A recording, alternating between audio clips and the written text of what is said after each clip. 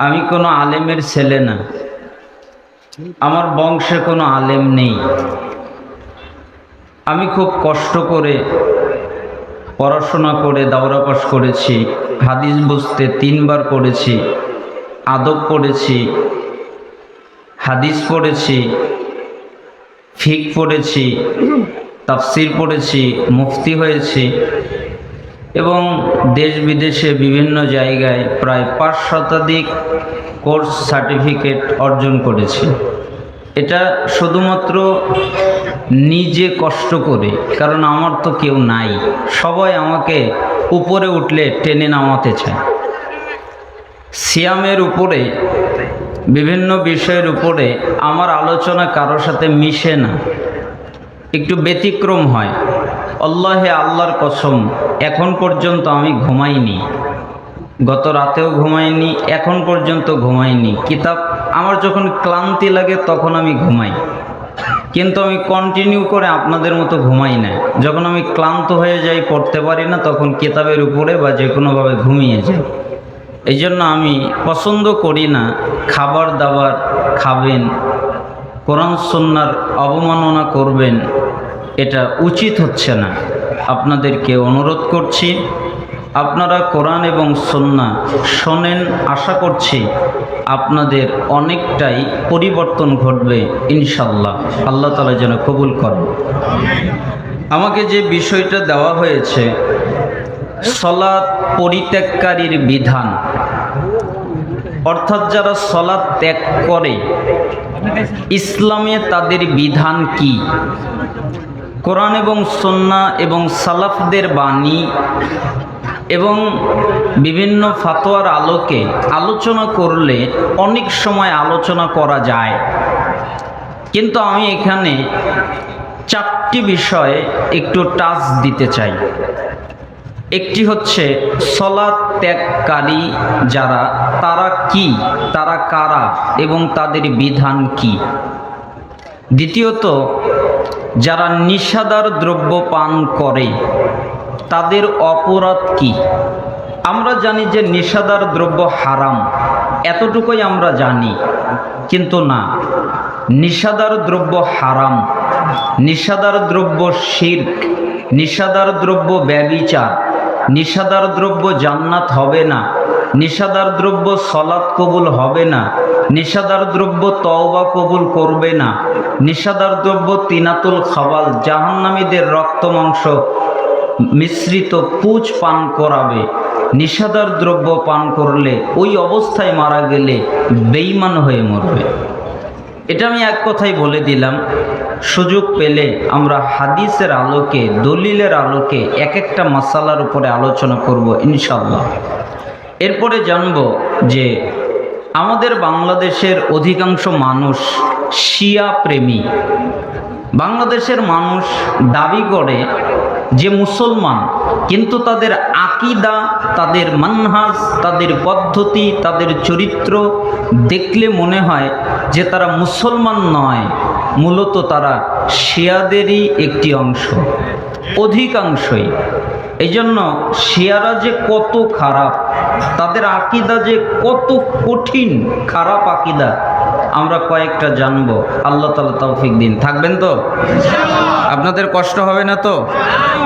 কোরআনুল কারীমে বিশেষ করে সালাফদের ভিতরে যদি ইখতিলাফ হয়, যেমন আল্লাহ তাআলা সূরা নিসার 59 নম্বর আয়াতে বলেছেন, তোমরা আল্লাহকে মানো এবং তার রসুল তাকে মানো, আল্লাহর আনুগত্য করো এবং রসুলের আনুগত্য করো, আর তোমাদের মধ্যে যারা উলুল আমর তাদেরকে মানো। তবে ফাইন তানাযাতুম ফি শাইইন ফারুদ্দুহু ইলাল্লাহি ওয়ার রাসূল, যদি কোনো বিষয়ে উলুল আমরদের মধ্যে, আলেমদের মধ্যে, শাসকদের মধ্যে, আমিরদের মধ্যে, শরিয়ত যারা প্রচার করে এদের মধ্যে যদি ইখতিলাফ দেখো, তাহলে ওই ইখতিলাফের বিষয়টাকে তোমরা ফিরিয়ে দাও আল্লাহর দিকে, মানে হাদিসের দিকে, আল্লাহর দিকে মানে কোরআনের দিকে, রসুলের দিকে মানে হাদিসের দিকে তোমরা ফিরে দাও। যদি তোমরা সত্যিকারভাবে আল্লাহ এবং আখেরাতে বিশ্বাসী হও, আর এটাই তোমাদের জন্য উত্তম এবং সমাধানের দিক থেকে সবচেয়ে উত্তম। তাহলে ইখতিলাফ হলে কোরআন এবং হাদিসের দিকে ফিরাতে হবে, ঠিক না? তো আমাদের এই মাসালাটা ইখতিলাফ আছে। যেমন এক শ্রেণীর আলেমরা বলছেন যে যারা সলাত আদায় করে না তাদেরকে কাফের বলা যাবে না, কেন? তাদেরকে বলতে হবে ফাসিক। আর এক শ্রেণীর লোক বলছেন না, যারা সলাত আদায় করে, মাঝে মাঝে পড়ে মাঝে মাঝে পড়ে না, তবে স্বীকার করে, তাদেরকেও কাফের বলা যাবে না, তাদেরকে বলতে হবে ফাসিক। আর এক শ্রেণীর আলেমরা বলছেন যে না, যারা সলাত আদায় করে না তারা হলো কাফের, তারা হলো মুশরিক, তারা হলো মুরতাদ। তাহলে ইখতিলাফ ঘটে গেল। এখন ইখতিলাফ যেহেতু ঘটে গেছে, এই জন্য এই বিষয়টাকে আল্লাহর দিকে ফিরাতে হবে, রসুলের দিকে ফিরাতে হবে, মানে কোরআন এবং হাদিস আমাদের যেই ফয়সালা দেয় ওই ফয়সালাটা আমাদের নিতে হবে। কোরআন, হাদিস এবং সাহাবায়ে কেরাম, সালাফগণ আমাদেরকে যদি কোনো ফয়সালা দেয় আমরা ওইটা মানব। রাজি আছি তো সবাই? রাজি আছি নাকি আমরা গোজামিল মেনে নিব যে কোরআন হাদিস মানার প্রয়োজন নাই? হাদিস, আমি একটা হাদিস শুধুমাত্র 36 দিন পড়ছি, গুনে রেখেছি যে আমি এই হাদিসটা বুঝতে দেখি আমার কয়দিন লাগে। মাইরিদিল্লাহু বিহি খায়রান ইউফাক্কিহু ফিদ্দিন, আল্লাহ যার কল্যাণ চান তাকে দিনের সঠিক বুঝ দান করেন। একটা আয়াতের সঠিক বুঝ দেন, একটা হাদিসের সঠিক বুঝ দেন, একটা আয়াতের সঠিক ফিক দেন, একটা হাদিসের সঠিক ফিক বুঝার তৌফিক শুধু সেই পায় আল্লাহ যার কল্যাণ চায়। হাজার হাদিস মুখস্থ করলেই আলেম হওয়া যায় না, হাজার সার্টিফিকেট থাকলে আলেম হওয়া যায় না, অনেক পাস, অনেক শিক্ষিত হলে আলেম হওয়া যায় না। আলেম হয় ইলমের ভিত্তিতে, আর সেই হয় আলেম আল্লাহ যাকে ইলম দান করেন, আর সেই হয় ফকি আল্লাহ যাকে ওই কোরআন এবং হাদিসটা বুঝার জন্য সঠিক বুঝ আল্লাহ তাকে দান করেন। তাহলে সঠিক বুঝটা দান করবেন কে? আল্লাহ। যেমন আমাদের দেশে চলে না, লাইলাতুল কদর গেল, তাই না? লাইলাতুল কদর যায় নাই? লাইলাতুল কদর বিভিন্ন বইয়ে লেখা আছে যে লাইলাতুল কদরে যদি কেউ ইবাদত করে তাহলে 83 বছর 4 মাস ইবাদত করলে যেই নেকি ওই নেকি পায়। যত বাংলা ভাষায় বই আছে সমস্ত বইয়ে দেখবেন লেখা আছে 83 বছর 4 মাস। এখন আমি বললাম কেমনে হলো? আল্লাহ তো বলে নাই। আল্লাহ তাআলা যদি বলতেন যে 1000 মাস ইবাদত করলে যে নেকি হয়, লাইলাতুল কদর পেলে ওই নেকি হয়, তাহলে বুঝতাম 83 বছর 4 মাস। কিন্তু আল্লাহ তো তা বলে নাই। আল্লাহ তাআলা বলেছেন 1000 মাসের চেয়ে উত্তম, মানে 1000 মাসের চেয়ে বেশি লাইলাতুল কদর পেলে যেই নেকি হবে 1000 মাসের চেয়ে বেশি, এটা পৃথিবীর কোন মানুষ জানে না, একমাত্র আল্লাহ জানে। ইখতিলাফ ঘটবে না? আপনার সাথে আমার ইখতিলাফ ঘটবে।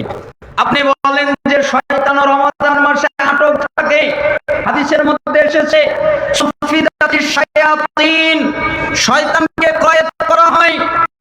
কিন্তু আমি যতগুলো সারা পড়েছি সরাসরি অনুবাদ না করে সালাফদের বুঝে যতটুকু বুঝেছি তারা বলেছেন যে এই শব্দের অর্থ হলো যে ইবলিস, যে বড় শয়তান, তাকে আটক করা হয়। আর যত ছোট শয়তান সবগুলো রমজানে খোলা থাকে। যদি খোলাই না থাকে তাহলে ও সিগারেট খায় কেমনে, ও জর্দা খায় কেমনে, ও গিবত করে কেমনে, ও মিথ্যা বলে কেমনে, ও ফেসবুক দেখে কেমনে, ও রিলস দেখে কেমনে, ও টিকটক দেখে কেমনে, ও হারাম কাজ করে কেমনে, ও গুনাহ করে কেমনে, ও মারামারি করে কেমনে। আরে এগুলো তো নফস শয়তান করায়, শয়তান আছে এই জন্য শয়তান ওদের খারাপ কাজ করায়। তা আমি বলেছি শয়তান খোলা থাকে, তার মানে বড় শয়তান আটক থাকে, ছোট শয়তান খোলা থাকে। আপনার সাথে আমার বিরোধ হবেই। আমি অনেকদিন আগে বলেছিলাম শুধু যারা হাফেজ তারা জাহান্নামে যাবে। তাম পৃথিবীর বাংলা ভাষাভাষী মানুষ আলেম আমার বিরোধিতা করেছিল। কিছুদিন পরে একজন কুয়েত থেকে আলেম এসে সমর্থন করেছিল হাফেজরা আগে জাহান্নামে যাবে। কে? যে কোরআন মুখস্থ করে কিন্তু আমল করে না। ওই স্বপ্নের হাদিসটা পড়েননি? রাসূল সাল্লাল্লাহু আলাইহি ওয়াসাল্লাম জিবরাইল আমিনের সাথে যাচ্ছিলেন, একটা লোক শুয়েছিলেন, একটা লোক একটা পাথর নিয়ে আসলো, এরপরে তার মাথায় ফেলে দিল, মাথাটা ফেটে চৌচির হয়ে গেল, এরপরে মাথা ছিটকে বিচ্ছিন্ন হয়ে গেল, পাথরটা দূরে চলে গেল, এরপরে সে পাথরটা নিয়ে আস্তে আস্তে তার মাথাটা আবার ঠিক হয়ে গেল, আবার তার মাথায় ফেলে দেওয়া হলো। তখন মুহাম্মদ সাল্লাল্লাহু আলাইহি সাল্লাম বললেন, আনা হাউলা ইয়া জিবরিল, হে জিবরাইল এ কে, এরা কারা? তখন মুহাম্মদ সাল্লাল্লাহু আলাইহি সাল্লাম বললেন, এ কোরআন মুখস্থ করত কিন্তু আমল করত না, এ কোরআন মুখস্থ করত হাফেজ কিন্তু আমল করত না, এ রাতের বেলা শুয়ে থাকতো, ফজরের আযান দিত কিন্তু ফজরের সালাত আদায় না করে শুয়ে থাকতো। আজকে তাকে আযাব দেওয়া হচ্ছে, এই শাস্তি দেওয়া হচ্ছে। আপনার সাথে আমার মিলবে না। আপনি সারাদিন দেখেন ফেসবুক আর ইউটিউবের মধ্যে, আর আমাকে থাকতে হয় কিতাবের মধ্যে। আপনার আর আমার আসমান জমিনে ব্যবধান হতেই পারে। আপনারা কিছু মনে নেবেন না। এই জন্য বলতে যাচ্ছিলাম, সালাত যারা পরিত্যাগ করে তারা হলো কাফের, তারা হলো মুশরিক, তারা হলো মুরতাদ। দলিল কি? আল্লাহ তাআলা সূরা তাওবার 11 নম্বর আয়াতে বলেছেন, এমনকি হাদিসের মধ্যে এসেছে, মুসলিমের 82 নম্বর হাদিস, ফুয়াদ আব্দুল বাকির নাম্বার অনুযায়ী, ইন্না বাইনা রাজুল বাইনা শিরক ওয়াল কুফর তারকাস সালাহ, নিশ্চয় একটা ব্যক্তি, একটা কাফের, একটা মুশরিক, এদের ভিতরে পার্থক্য হলো সালাত। যারা সালাত আদায় করে ওরা হলো ঈমানদার মুমিন, যারা সালাত আদায় করে না ওরা হলো কাফের, যারা সালাত আদায় করে না ওরা হলো মুশরিক। তিরমিজি 2618 নম্বর হাদিস, রাসূল সাল্লাল্লাহু আলাইহি ওয়াসাল্লাম বলেন, বাইনাল কুফরি ওয়াল ঈমান তারকুস সালাহ, নিশ্চয় একজন ঈমানদার আর একজন কাফের, এদের মধ্যে পার্থক্য হলো সালাত। যারা সালাত আদায় করে তারা হলো ঈমানদার, যারা সালাত আদায় করে না তারা হলো কাফের। জনে কয়েকজন আলেম, আমি একদিন আলোচনা করছিলাম সালাত পরিত্যাগকারীর বিধান, তখন তিনি আমাকে আলোচনার পরে ধরলেন, এরপরে আমাকে বললেন, বাশার তুমি এরকম কথা বলিও না, সালাত যারা পড়ে না তাদের কাফের বলিও না। আমি বললাম, কেন বলবো না? তখন তিনি বললেন, হাদিসের মধ্যে আছে, সিবাবুল মুসলিম ফুসুক ওয়া কিতালুহু কুফরুন, মুসলিমকে গালিগালাজ করা ফাসিকি, মুসলিমকে হত্যা করাটা হলো কুফরি। তাহলে তুমি বলো, সিফিনের যুদ্ধে সাহাবীরা সাহাবীদের বিরুদ্ধে লেগে গেল, একজন মুমিন যদি আরেকজন মুমিনকে মেরে ফেলে, একজন মুসলিম যদি আরেকজন মুসলিমকে মারে, তাহলে কি তারা কাফের হয়? আমি বললাম, না না না, তাহলে তাদেরকে কাফের বলা যাবে না। কয়, যেহেতু তাদেরকে কাফের বলা যায় না, অতএব তারা যারা সালাত আদায় করে না তাদেরকে এই দলিলের আলোকে কাফের বলা যাবে না। তখন আমি জনে কই আলেমকে বললাম, আপনি মনে কিছু নেবেন না, আল্লাহ আপনাকে অনেক হাদিস মুখস্থ করার তৌফিক দিয়েছে, আল্লাহ আপনাকে অনেক কিছু শিখিয়েছে, আল্লাহ আপনাকে অনেক জ্ঞান দিয়েছে, কিন্তু আল্লাহ আপনাকে সঠিক বুঝ দেন নাই, আল্লাহ আপনাকে ফিক দেন নাই। কেমন ফিক? কারণ ইন্না বাইনার রাজুল ওয়া বাইনা শিরক ওয়াল কুফর তারকাস সালাহ, ইন্না বাইনার রাজুল, রাজুল শব্দের আগে আলিফ লাম আছে, ওয়াল কুফর, কুফর শব্দের আগে আলিফ লাম আছে, ওয়া শিরক, শিরক শব্দের আগে আলিফ লাম আছে, বাইনাল কুফরি ওয়াল ঈমান, কুফর শব্দের আগে আলিফ লাম আছে, ঈমান শব্দের আগে আলিফ লাম আছে। তার মানে কোন শব্দের আগে যদি আলিফ লাম থাকে তাহলে ওই শব্দ নির্দিষ্ট হয়, ওই শব্দ মারেফা হয়, ওই শব্দ নির্দিষ্ট করা হয়। তার মানে যারা সালাত আদায় করে না তারা প্রকৃত কাফের। কিন্তু সিবাবুল মুসলিম ফুসুক কিতালুহু কুফরুন, এই কুফরের আগে আলিফ লাম, এটা মারেফা করা হয় নাই, এটা নাকেরা, তার মানে এটা কুফরি কর্ম। কিন্তু কাউকে কাফের বানায় না, এটা কাউকে কাফের বানায় না। কিন্তু কেউ যদি সালাত ত্যাগ করে, সালাত আদায় না করে রাসূলের ফতোয়া অনুযায়ী, তারা মুসলমান নয়, তারা হলো কাফের, তারা হলো মুশরিক। আল্লাহর নবী বলে নাই যারা অস্বীকার করে তারা কাফের, এরকম কোন হাদিস পৃথিবীতে নেই। কোন সাহাবী বলে নাই যারা অস্বীকার করে তারা কাফের, কোন তাবী বলে নাই যারা অস্বীকার করে তারা কাফের, এরকম কোন বাক্য পৃথিবীতে নাই। তারা বলেছেন যারা ত্যাগ করে তারা কাফের, যারা আদায় করে না তারা কাফের, যারা পড়ে না তারা কাফের। তখন উনি আমাকে আরেকটা দলিল দিলেন। উনি বললেন আল্লাহ তাআলা কোরআনে বলেছেন ইন্নাল্লাহা লা ইয়াগফিরু ইউশরাকা বিহি ওয়া ইয়াগফিরু মা দুনা যালিকা লিমান ইয়াশা। নিশ্চয়ই যে ব্যক্তি আল্লাহর সাথে শিরিক করে আল্লাহ শিরিকের পাপ ক্ষমা করেন না। এছাড়া যত পাপ আছে আল্লাহ যাকে চাই তাকে ক্ষমা করে দেয়। তার মানে শিরিক ক্ষমা হয় না, কিন্তু অন্যান্য পাপ তো ক্ষমা হয়। সূরা নিসা 48 নম্বর আয়াত, সূরা নিসা 116 নম্বর আয়াত। তার মানে শিরিক ক্ষমা হয় না, অন্যান্য পাপ ক্ষমা হয়। তার মানে বোঝা গেল যারা সালাত আদায় করে না তারা শিরিক করে নাই, অতএব তাদেরকে কাফের বলা যাবে না। তখন আমি ওনাকে বললাম এখানেও আল্লাহ আপনাকে সঠিক বুঝতেন নাই, আপনি এই বাক্য বুঝতে পারেননি, আল্লাহর ব্যবহার করার নীতি আপনি বুঝতে পারেননি। এজন্য রাসূল সাল্লাল্লাহু আলাইহি ওয়াসাল্লাম ইবনু মাজার 1080 নম্বর হাদিসে বলেছেন লাইসা বাইনাল আবদ ওয়াশ শিরক ইল্লা তারকুস সালাহ ফাইজা তারকাহা ফাকাদ আশরাক। নিশ্চয়ই একটা মুশরিক, নিশ্চয়ই একটা কাফের, নিশ্চয়ই একটা বান্দা ঈমানদার, এদের মধ্যে পার্থক্য হলো সালাত। ফাইজা তারকাহা, যেই ব্যক্তি সালাত ছেড়ে দিল, সালাত আদায় করলো না, ফাকাদ আশরাক, ওই ব্যক্তি শিরিক করলো। বলেন তো সালাত আদায় না করলে কি করলো? শিরিক। তাহলে ওই দলিল টিকলো? তাহলে আপনার ওই দলিল অনুযায়ী আল্লাহ যেহেতু শিরিককারীকে ক্ষমা করে না, তাহলে সালাত আদায় না করাটাও শিরিক। কেন? সালাত আদায় করা আল্লাহর ইবাদত, আর সালাত আদায় না করা শয়তানের ইবাদত।